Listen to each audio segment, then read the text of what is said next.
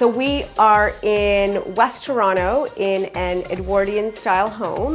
This home is over 120 years old. One of the main reasons why they had contacted me obviously is to update the home and modernize it and refresh it a little bit, but also address some of the damage that was sustained as a result of the updating of the electrical work. When I first entered this home, I just saw the home's potential. The space is amazing. It has really great ceiling height, lots of original character details, like these awesome pocket doors, really great high baseboards as well, and lots of original trim work. So it wasn't that difficult to imagine the space finished, but there were obviously some areas that needed to be addressed.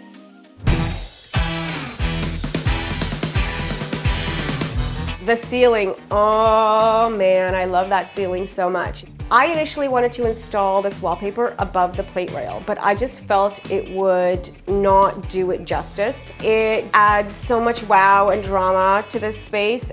We ended up keeping the client's old table, which I love. Also, to save some money on the furniture budget, we reupholstered the benches with slip covers and got these amazing chairs online that I had stripped and reupholstered and customized for a fraction of the cost. I ended up keeping the non-functioning fireplace, and now remember, this mantle was in the living room. During the renovation process, we swapped the two. I think the smaller scale works so much better in the dining room because there's a lot going on in here. It just adds so much character to this room, and quite frankly, as a designer and a decorator, it's just another perch to be able to put stuff on. And it's one of those period details that were definitely important to my clients in maintaining the look of the home. A bookcase in the dining room, totally unexpected. It was actually the exterior door. Back in the day, 100 and some odd years ago. But because this is a period home, again, it comes with some amazing details and cool quirks. The living room and the dining room are connected spaces. What separates the two of them are these amazing vintage pocket doors. We actually removed the pocket doors and restored them and had the old hardware restored as well and reinstalled it. My client works at the dining table, so she's able to actually get the privacy and the quiet that she needs while other family members are hanging out in the living room. Yes, I know, a little controversial, no television. There is a small little den upstairs, and then there's also a television downstairs, so ample TV viewing space.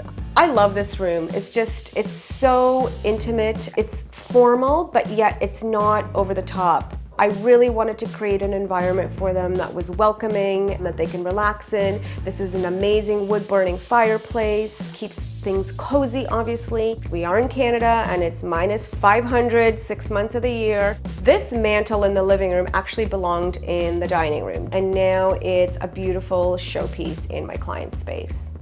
Window nooks pose a challenge a lot of the times. Do you put in a console table? Do you put in a chaise? In this case, I installed 2 occasional chairs and a small pull-up table, so my clients are able to sit there, enjoy a nice book, read the paper while the fire's burning, or again, if they have company over, 2 people can sit there comfortably and carry on a conversation, but still not feel like they're removed from the people sitting on the sofa. The foyer is my client's main entry into the home. Previously, it did lack some storage. Most period homes do not have built-in closets, which is why I opted for the Credenza. Now it gives my clients ample space to put hats, gloves, mitts, and all those essentials. We kept some of the original things that my clients had, including a vintage coat rack, a little wooden bench for them to sit on so they can put their shoes on, and also included a mirror as well, crucial for a front entry so you can check yourself out.